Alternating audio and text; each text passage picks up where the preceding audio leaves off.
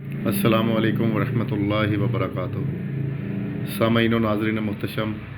میں رانا خالد رشید محفوظ اور آپ میرا چینل پوئٹری محفوظ ٹی وی دیکھ رہے ہیں۔ تو سامعین، وطن عزیز کی آپ یہ سمجھ لیں کہ مذہبی، معاشی، معاشرتی اور اقتصادی زبوں حالی کو دیکھتے ہوئے یہ چند ٹوٹے پھوٹے الفاظ میں ایک المیہ تحریر لکھی ہے، تحریر کہہ لیں یا اشعار کہہ لیں، تو بلکہ پوری مسلم امہ کی زبوں حالی کو مد نظر رکھتے ہوئے یہ اشعار لکھے ہیں۔ تو برائے کرم اس کو مکمل سنیے گا اور دعا بھی کیجیے گا۔ تو لکھا ہے کہ میرے وطن کے باسیوں کیوں غفلت میں پڑے ہو، میرے وطن کے باسیوں کیوں غفلت میں پڑے ہو، غیرت ملی کو بھول کر آپس میں لڑے ہو، اور کہنے کو تم مسلم اور خوددار بڑے ہو، مگر غیر کے در پہ لیے کشکول کھڑے ہو۔ تم نے تو آدمیت و شرافت ہی چھوڑ دی، دنیا کی چاہ میں صبر و قناعت ہی چھوڑ دی۔ شائستگی و فصاحت و لطافت کو بھول کر، شائستگی و فصاحت و لطافت کو بھول کر، انداز زباں کی پہلی سی حلاوت کو بھول کر، صلہ رحمی و محبت و شفقت کو بھول کر، ہمدردی و رواداری و اخوت کو بھول کر، وہ خیر خواہی اور شرط رفاقت ہی چھوڑ دی،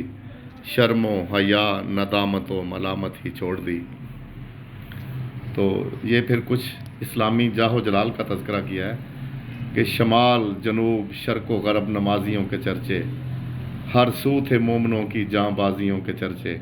تھے کو بکو شہیدوں اور غازیوں کے چرچے، فن و حرب شمشیر و تیر اندازیوں کے چرچے۔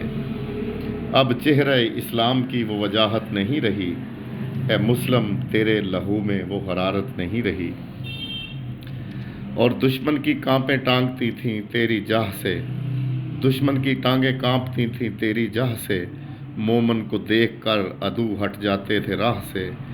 بچ سکتا نہ تھا دشمن دین باداور سپاہ سے، چھپ سکتا نہ ہو شکار جیسے عقابی نگاہ سے۔ اب تو کفر و ضلالت میں وہ نکاحت نہیں رہی، اب تو کفر و ضلالت میں وہ نکاحت نہیں رہی،